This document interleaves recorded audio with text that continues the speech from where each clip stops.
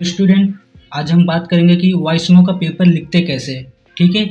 कुछ कुछ स्टूडेंट मुझे बोल रहे सर मुझे पेपर लिखने नहीं आ रहा है, कैसे क्या करना है कैसे क्या नहीं। तो बहुत सारे स्टूडेंट हैं, उन्होंने हमसे रिक्वेस्ट की, इसलिए मैं ये वीडियो उनके पर्पस के लिए बना रहा हूँ।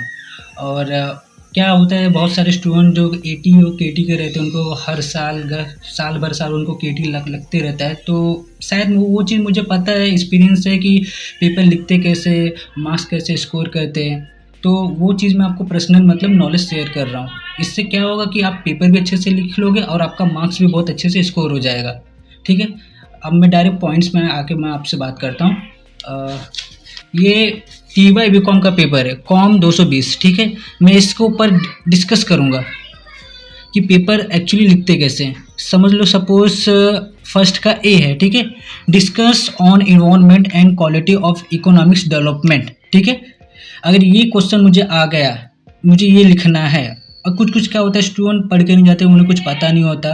तो उनको मैं एक ट्रिक्स आइडिया बता दूं कि इसका मतलब यहाँ पे मराठी में दिया रहता है। अगर मराठी के इसके कंसेप्ट करके समझ लोगे ना तो आप पेपर लिख सकते हो। देखो, पर्यावरण आर्थिक विकासी गुणवत्ता स्पष्ट करा, ठीक है। तो इनका कहने का मतलब कि आर्थिक विकासी गुणवत्ता उनकी क्वालिटीज़ क्या है।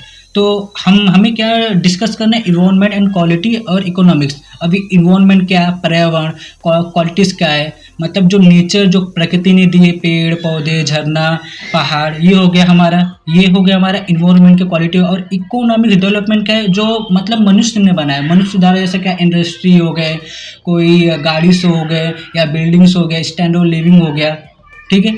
तो हम क्वेश्चन कैसे लिखेंगे मैं आपको यहाँ पे एक्सप्लेन कर रहा हूँ। सपोज फर्स्ट का ए, ठीक है। आपने क्या किया, क्वेश्चन नंबर फर्स्ट ए लिखा, ठीक है। क्वेश्चन नहीं लिखोगे, यहाँ पे आंसर लिखोगे और यहाँ पे मीनिंग लिखोगे। Meaning then definition.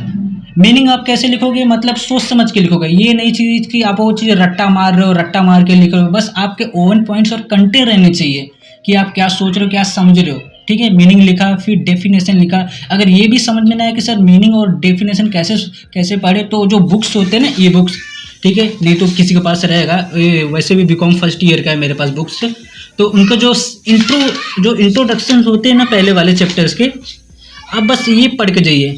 Introduction office management मतलब ये हो गया। और इनके जो समरी रहते हैं ना, बस समरी चैप्टर के, बस इतनी ही चीज़ आप पढ़ लोगे ना, आपके सारे कंसेप्ट क्लियर हो जाएंगे। आपको वही करना है। अगर ये भी ना समझ में आए तो मैंने आपको एक आइडिया तो बताया ही है कि सर इसका तो मतलब मेरे को पता नहीं, इन्वायरमेंट क्वालिटी और इकोनॉमिक डेवलपमेंट। तो इसका मतलब मैंने बताया कि यहाँ पे मराठी में दिया रहता है। बस आप कैसे विजुअलाइज करते हैं, कैसे आप सोचते हैं, कैसे आप पेपर लिखते हैं, वैसे ही आपको लिखना है।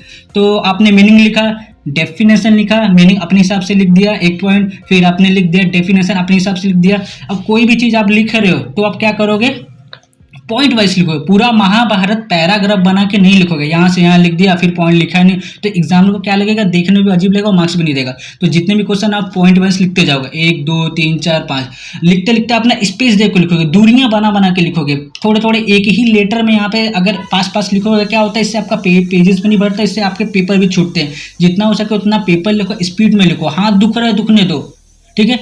अगर दुख रहा है दुखने दो। अगर 5 मार्क्स के अगर समझ लो आपके क्वेश्चन है, ठीक है, तो आप मिनिमम 7 से 8 मिनट का टाइम लो। अगर 10 मार्क्स के क्वेश्चन है तो मिनिमम 10 से मतलब 10 मिनट का टाइम लो, नहीं तो 11 मिनट। सपोज अब 5 मार्क्स क्वेश्चन के लिए आपको 1 पेजेस लेना है और 10 मार्क्स क्वेश्चन के लिए आपको टोटल 2 पेजेस मतलब लेने हैं। वॉइसों में पेपर सप्लीमेंट नहीं मिलता है, ठीक है। और ठीक है, आपको क्या करना है, अपने स्पीड से लिखना है, स्पेस से देके लिखना है, लिखते रहना है, रफ्तार में चलते रहना है। और आपके टोटल 20 क्वेश्चन होते हैं, उसमें से आपको 16 क्वेश्चन अटेंड करना रहता है। और पॉइंट वाइज आपको लिखना है और स्पेस दे दे के लिखना है। आप क्या लिख रहे हो क्या नहीं लिख रहे हो, हम उतना नहीं पढ़ते नहीं देखते। बस एग्जामिनर को ये जानना होता है कि आप उस क्वेश्चन से क्या जानते हो क्या समझते हो। इतना लिखे, मीनिंग लिखे, डेफिनेशन लिखे, फिर आपने पॉइंट वाइज लिखे, बस इतना ही बहुत है।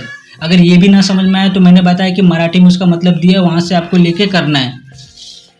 अगर ये भी ना आए तो ठीक है, अपने हिसाब से बना के लिखो। मतलब पहला जो इसका टॉपिक्स है, इन्वायरमेंट क्वालिटी और इकोनॉमिक डेवलपमेंट, इससे मिलता मिलता जुलता हुआ मीनिंग ही लिख दो, डेफिनेशन लिख दो। अगर वो भी ना आए तो पॉइंट वाइज ही लिख दो, लेकिन कुछ लिखो। पेपर ब्लैंक मत छोड़ो, कुछ ना कुछ लिख के आओ, ठीक है। अभी टॉपर्स क्या करते हैं, जो रहते हैं, उन क्या करते हैं, मीनिंग लिखेंगे, डेफिनेशन लिखेंगे, बना के लिखेंगे। मतलब मुंबई यूनिवर्सिटी में ऐसा स्ट्रिक्टली होता है, लेकिन वाइसो में पास होना बहुत ईजी होता है कि आप अपने हिसाब से कंसेप्ट लिखते हो, आपके ओवन पॉइंट्स रहते हैं, आपके मटेरियल्स रहते हैं, आप क्या सोच समझ के लिखते हो, आपको ऐसे ही पास आउट होना बहुत इजी होता है। अगर सेकंड क्वेश्चन अगर आपका फर्स्ट का बी है, तो यहाँ से भी distinguish between in the nature and the culture environment. अभी नेचर और कल्चर का आपको क्या देना है, नेचर आप समझ ही रहे हो, प्राकृतिक रूप से जो मतलब प्रकृति ने दिया है, पेड़ पौधे झरने, पहाड़ हो गया, मिट्टी हो गए, पानी हो गए, मिनरल्स हो गए। अभी कल्चर ऑफ इन्वायरमेंट, कल्चर मतलब जो ह्यूमन ने बनाया है, जो इंसान द्वारा बनाया गया, दिया गया, गाड़ी हो गए, बंगले हो गए, घर हो गए, मशीनरी हो गए, ऐसा। तो ऐसा डिफरेंस करके इसका भी देखो, नैसर्गिक घटक व सांस्कृतिक घटक यातील फर्क स्पष्ट करा। तो इसका मतलब यहाँ पे भी मराठी में दिया गया, अब आपको बस इससे ही डिस्कशन करके लिखना है, ठीक है। टॉपर्स का मैंने आपको बता दिया, मीनिंग, डेफिनेशन, पॉइंट वाइज लिखना है और दूर दूर करके लिखना है और स्पीड में लिखना है। और 5 मार्क्स का क्वेश्चन है तो आपको एक पेजेस लेना है और मिनिमम कितना टाइम लेना है, 7 से 8 मिनट टाइम लेना है। अगर 10 मार्क्स का क्वेश्चन है तो मिनिमम आपको कितना लेना है, 2 से 2.5 पेज लेना है, ठीक है, 10 से 5 मिनट के लिए। और स्पीड आपको बढ़ा के लिखना, हाथ दुखता है दुखने दो, लिखते रहो लिखते रहो, ठीक है। अगर जरूरत पड़े तो एक वॉच भी ले लो, आपका टाइम मैनेजमेंट होगा, घर पे जाकर प्रैक्टिस करो, पेपर कैसे लिखते हैं, फटाफट स्पीड में लिखते रहो, ठीक है।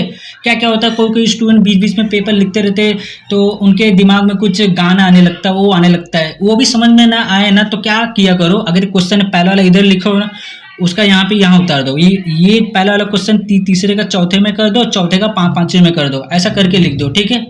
बस पहला और लास्ट का क्वेश्चन थोड़ा मिलता जुलता रहना चाहिए, अब मिलता जुलता रहना चाहिए, बीच में आप क्या लिखते हो हम उतना नहीं पढ़ते हैं, आपको बस ऐसा करना है। ये टॉपर की खासियत बता रहा हूँ। कुछ कुछ जो वीक स्टूडेंट रहते हैं, जो समझो उतना किसी की इंग्लिश अच्छी नहीं रहती है, तो मैं आपको एक सिंपल तरीका पास होने का बता रहा हूँ। सपोज मैंने एक इंट्रोडक्शन ऑफ ऑफिस फॉर्म लिया, ठीक है। अभी किसी इंग्लिश अच्छी नहीं रहती तो उतना लिख भी नहीं पाते, तो सर लोग देखते क्या लिखा है क्या नहीं, हमें भी पता चलता है कि आप लोग क्या लिखते हो क्या नहीं, ठीक है। समझ लो is, am, they, why, was, where, यहाँ पे एक बार पैराग्राफ देख लो कहाँ पे कैसा क्या लिखा है, वहाँ पे मिला लो, फिर वैसे इंग्लिश बना के वैसे लिख देना। मैं उन वीक स्टूडेंट की बात करूँ जो पास आउट होने में बहुत कमजोर रहते हो, कैसे कैसे मुझे मालूम है, आप सभी को मालूम कैसे पास आउट हुए हैं, तो उनके लिए आसान तरीका बता रहा हूँ। इज, एम, देस, वाज, देयर, कैसे कैसे कहाँ पे क्या मतलब लगता है सेंटेंस में, कहाँ यूज होता है, वही सेंटेंस उठा के आप यहाँ पे लिख दो। और ये स्टेप प्रोसेस मैंने आपको सबके लिए मैंने ये चीज़ बताया, मतलब पास आउट होने के लिए पॉइंट वाइज यहाँ से 1 2 3 4 स्पेस दे के लिखना है, स्पीड में लिखना है, हाथ दुख रहा है दुखने दो। और आप कोई भी चीज़ रट्टा मार के जाते हो, कोई भी चीज़ जो पेपर में लिखते हो, तो वो आप क्या करते हो, भूल जाते हो बीच बीच में, और सुपरवाइजर बीच में आ गया, फिर वो आपने मतलब जो याद करके गए तो फिर बीच में आप भूल गए, फिर बोलते हो क्या लिखूँ, समझ में नहीं आ रहा है सर। तो उससे क्या होता है, आपका माइंड डाइवर्ट नहीं होता है, तो उससे आपको कुछ भी आ रहा, माइंड में कुछ भी एनीथिंग्स, गाना मत लिखो। 11 12 के क्वेश्चन भी आ रहे, या समझो आपने 10 साल हो गया आपका पढ़ाई छोड़ के, फिर आप पढ़ रहे हो, कुछ भी आ रहा है लिख के आओ, पेपर को ब्लैंक मत छोड़ो। अगर पेपर ब्लैंक छोड़ोगे तो हम आपको वहाँ पे 0 मार्क्स दे देंगे। एटलीस्ट आप पूरा भर के आओ, जो भी आ रहा है। ब्लैंक छोड़ोगे तो हम कुछ नहीं देंगे आपको मार्क्स, इसमें ऐसा होता है। मैंने सब पूरा स्टेप बता दिया कैसे क्या करना है, मीनिंग, डेफिनेशन, पॉइंट वाइज लिखना है, दूर दूर स्पेस करके लिखना, फटाफट लिख रहा है, हाथ दुख रहा है दुखने दो, रिजल्ट अच्छा आएगा, फटाफट लिखते रहो। और घर पे प्रैक्टिस करो, एक टाइमर ले लो, एक घड़ी ले लो। 5 मार्क्स क्वेश्चन के लिए आपको 8 से 7 मिनट टाइम देना है।